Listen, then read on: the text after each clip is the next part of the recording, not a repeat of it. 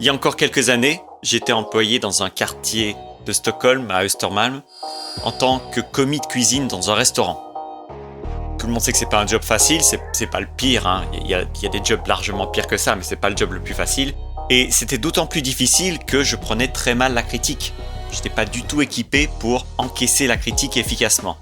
Et donc, ça a mené à de nombreuses situations où je me suis un petit peu tiré les cheveux, où j'étais complètement démoralisé, j'étais complètement déprimé, parce que j'avais pas l'impression d'avoir le moindre contrôle sur la manière dont je faisais de l'argent, mais aussi sur la manière dont je faisais respecter par les gens au travail. Donc j'ai vraiment souffert pendant cette partie de ma vie. Et pourtant, maintenant, avec du recul, je me rends compte que la situation n'était peut-être pas si injuste que je le pensais.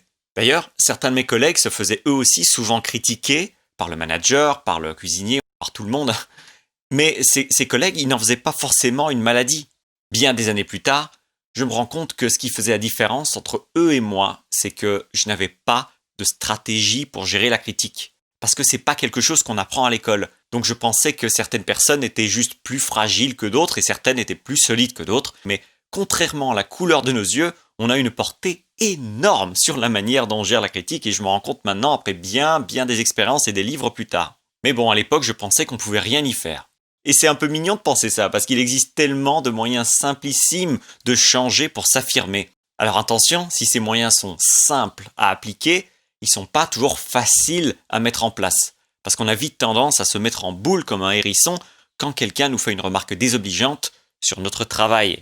Et c'est normal, c'est pas agréable de recevoir une critique, c'est jamais agréable. Et même pour les gens les mieux équipés pour les recevoir, même pour les présidents, même pour tout le monde en fait. Recevoir une critique, c'est pas censé être agréable. Cependant, plus vous aurez d'outils à votre disposition pour appréhender cette critique, plus vous apprendrez à vous relaxer en sa présence. Et la transformation en un vous sûr de vous et serein aura déjà commencé à s'opérer. Alors après, vous n'aurez plus qu'à pratiquer, vous n'aurez plus qu'à répéter ces astuces dont je vais parler dans cette vidéo.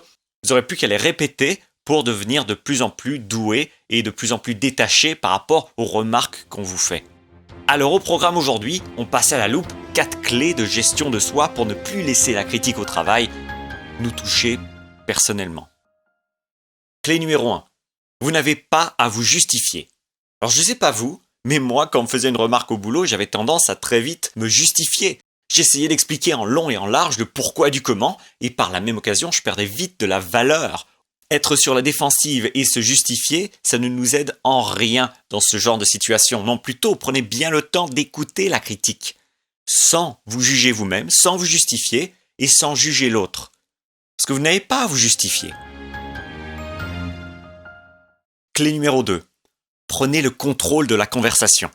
Alors maintenant, si vous faites preuve d'un peu de flexibilité par rapport à cette critique, vous pouvez reprendre le contrôle de la conversation.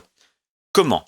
En invitant simplement la personne qui vous fait la critique à venir s'asseoir avec vous pour en parler tête à tête. Tout à coup, vous brisez la dynamique chasseur-chassé. Ce n'est plus la personne qui vous fait la critique qui est le chasseur et vous qui êtes le chassé. C'est vous qui reprenez le contrôle de la conversation. C'est vous qui décidez de parler de ce problème maintenant. Ça vous remet en position de force et ça vous donne de la solidité par rapport à la discussion qui va arriver. Clé numéro 3. Gardez la tête froide. Écoutez la critique qu'on vous fait avec la tête froide en essayant de la décortiquer dans votre tête. C'est-à-dire, essayez vraiment de décortiquer ce qui est dit plutôt que de vous laisser vous emporter par les émotions qui vous habitent.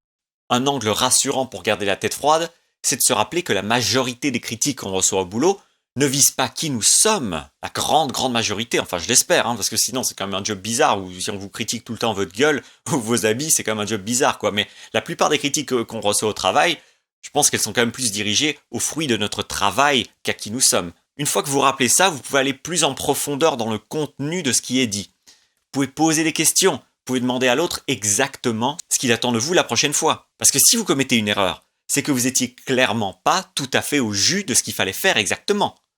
C'est qu'il y a eu un problème de communication quelque part, donc c'est pas complètement votre faute non plus. Ah oui, si les instructions sont floues, parce que bien souvent les instructions qu'on vous donne sont floues, alors ce n'est plus votre faute, et de vous apercevoir de l'incompétence communicationnelle de l'autre, ça peut vous aider à être moins sur la défensive. Clé numéro 4, ne pas prendre le problème personnellement. Alors oui, évidemment, c'est facile de dire de ne pas prendre les choses personnellement, mais on les prend personnellement quand même. Je suis d'accord avec vous, Mais écoutez quand même ceci. Gardez en tête que ce n'est pas parce qu'on vous fait une critique au travail que c'est votre valeur qui est remise en question. Vous savez, votre boss, il va pas voir les 10 tâches que vous faites correctement, il va plutôt se concentrer sur la 11e que vous avez mal fait. En tout cas, la majorité des patrons que moi que j'ai eu, ils se concentrent vraiment sur le truc que je fais mal et ils voient pas du tout les 50 trucs que je fais bien. Donc, c'est pas grave.